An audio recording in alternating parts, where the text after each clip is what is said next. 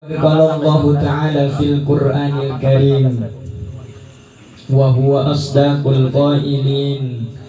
A'udzu billahi minasy syaithanir rajim. Bismillahirrahmanirrahim.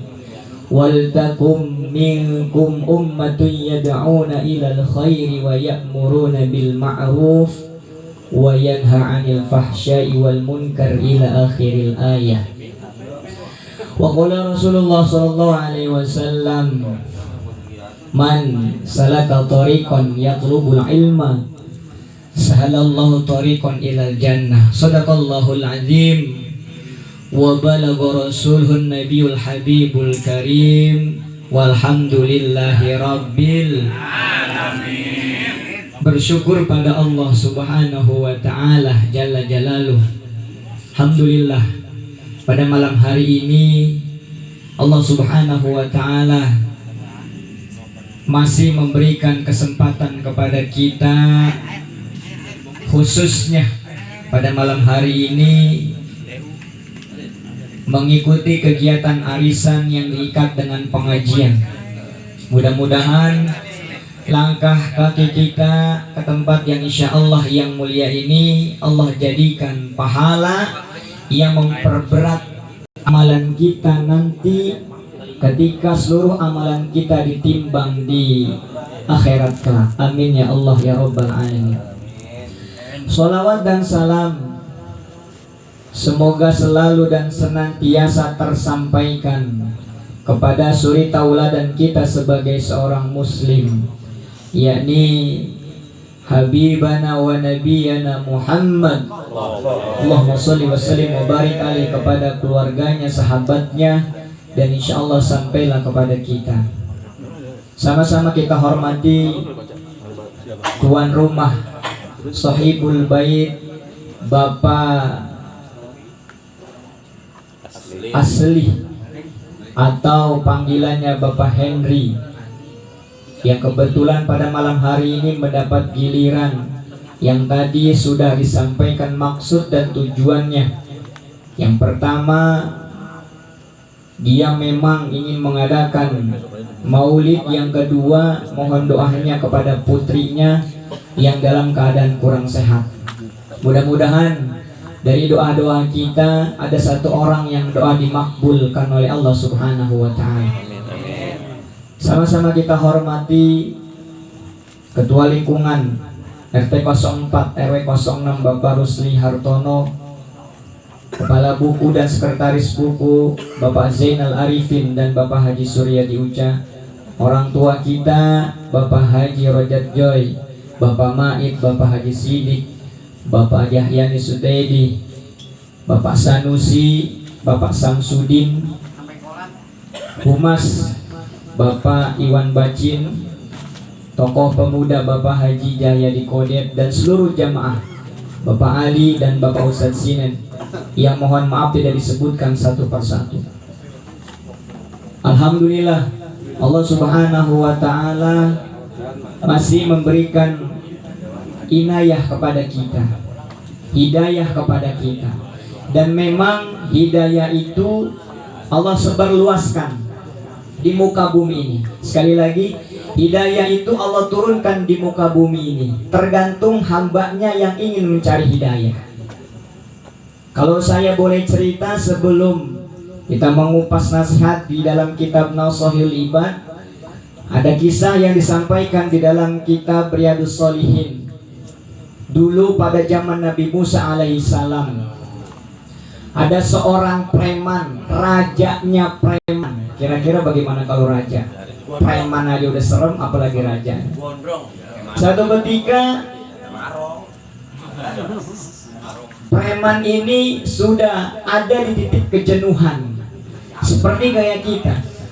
Kita di dalam kehidupan sehari-hari pasti pernah mengalami yang namanya titik jenuh. Karena itu merupakan sunatullah.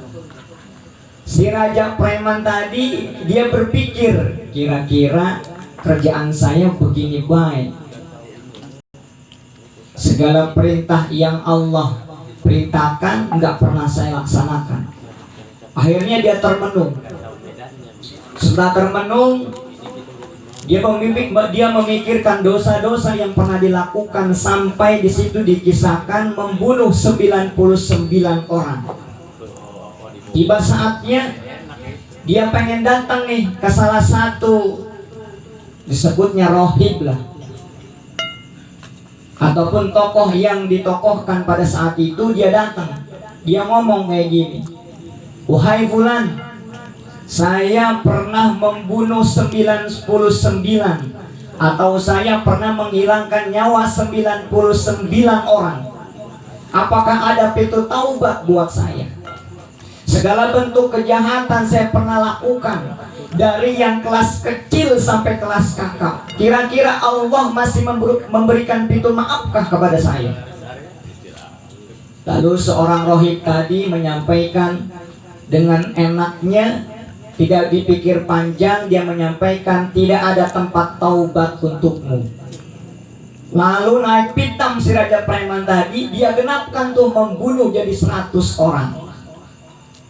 Lalu tiba-tiba dia termenung dan bertanya kepada orang di sekitarnya, adakah orang yang alim yang bisa dimintakan pendapatnya untuk memberikan taubatnya, ataukah memberikan nasihat kepada dia?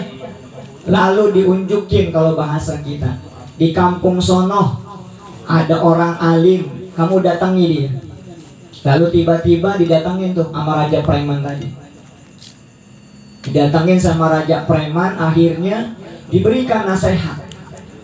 Setelah diberikan nasihat, dia bilang kayak gini, "Kamu harus pindah dari kampung itu, karena kampung itu adalah kampung yang tidak baik.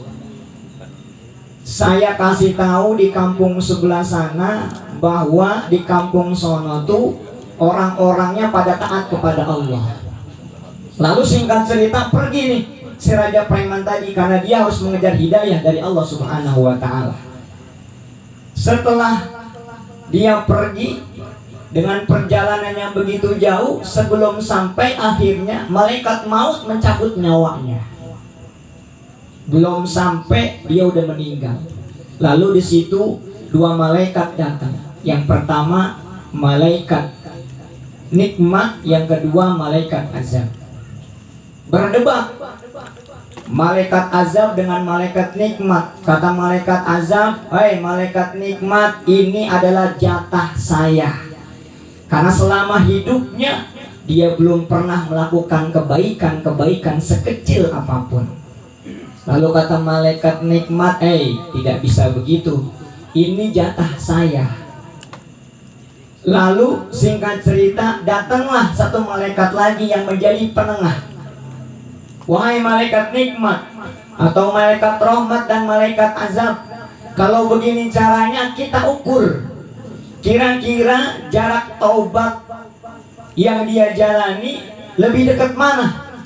Setelah diukur, singkat cerita, ternyata dia lebih dekat menuju hidayah yang tadi diperintahkan oleh orang alim, yang harus pergi satu kampung untuk bertaubat kepada Allah Subhanahu wa ta'ala.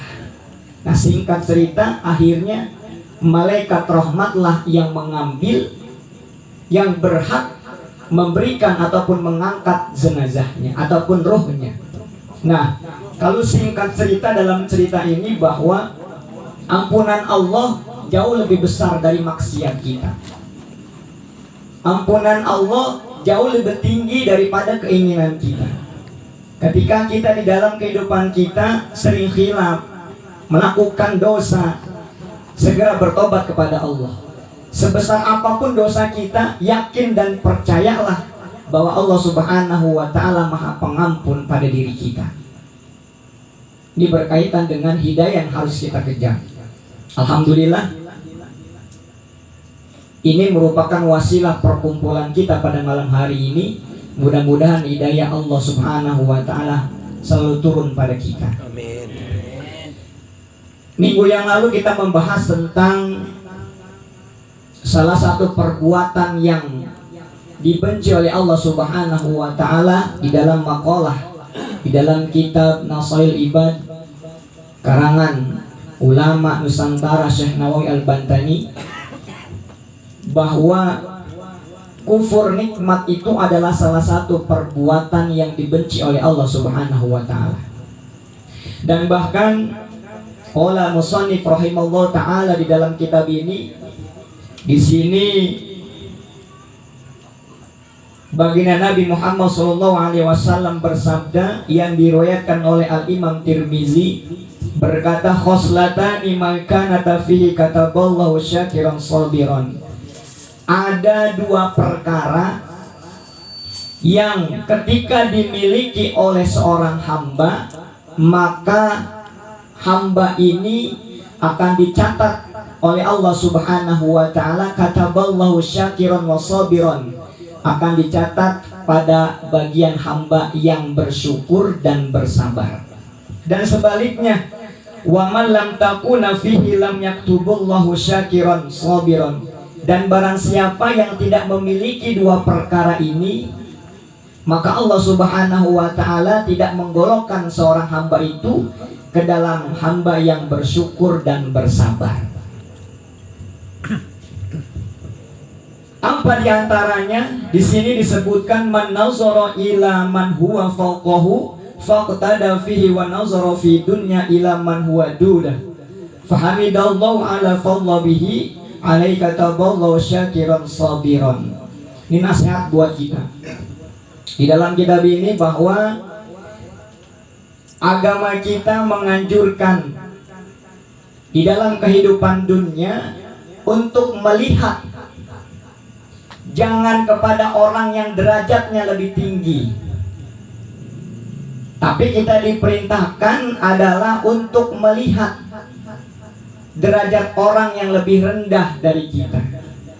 Ketika kita bersyukur kepada Allah Subhanahu wa taala, maka kataballahu syakiran sabiran, maka kita dikatakan orang yang bersyukur dan bersabar. Dan sebaliknya, wa man nazara fi dinihi ila man huwa dudah wa nazara fid dunya ila man huwa fawqahu fasifa ala ma lam tahu lam yaktubullahu syakiran wala sabiran. Dan sebaliknya, ketika di dalam kehidupan di dunia kita bandingkan kita kepada orang yang derajatnya lebih tinggi, baik itu dari segi materi dan lain sebagainya, dan di dalam kitab ini malah kita menangis menyesali dengan nasib kita di dalam kehidupan kita di dunia, kataballahu syakiran wa sabiran, maka Allah tidak mencantumkan seorang hamba yang demikian itu termasuk ke dalam hamba yang bersyukur dan juga bersabar. Artinya adalah agama kita menganjurkan untuk melihat, membandingkan kita itu di dunia itu, jangan membandingkan kepada derajatnya yang lebih tinggi. Contoh misalnya, tetangga kita punya mobil, kita punya motor, jangan membandingkan kita dengan tetangga kita yang punya mobil. Kalau kita membandingkan derajat kepada orang yang lebih tinggi, nanti kita akan tidak mensyukuri nikmat Allah. Tapi kita bandingkan kita kepada derajatnya yang lebih rendah. Alhamdulillah saya punya motor, tetangga saya baru punya sepeda. Kata yang punya sepeda, alhamdulillah saya punya sepeda, tetangga saya jalan. Kata yang jalan, alhamdulillah saya jalan, tetangga saya mah kagak bisa jalan. Kata yang gak bisa jalan, saya mah alhamdulillah mas kagak bisa jalan, tetangga saya udah dikubur.